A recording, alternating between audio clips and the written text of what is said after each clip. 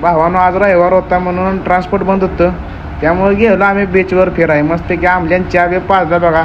चहा पिऊन आम्ही निघालो बघा. रिक्षावाला पण झालता ओळखीचा, त्याला म्हणलं भावा सोड ब्रिजवर म्हणलं. रट्टत गेलो बघा, सुट्टी दिली नाही. भाव पण आमल्या लय पुढे पुढे करत होता. बीचवर गेल्यावर म्हणला कपडे घ्याय म्हणला पहिला. बघा बाया म्हणला पर्यटन स्थळ जोरात आहे म्हणला. मस्तपैकी भावाने आम्हाला ब्रिज पशी पाक पाण्याकडेला जाऊन दिलं नाही भावानं. त्यामुळं आम्ही रस्सी बांधलेली होती, तिथूनच आम्हाला बघायला लावलेलं त्यानं पाणी.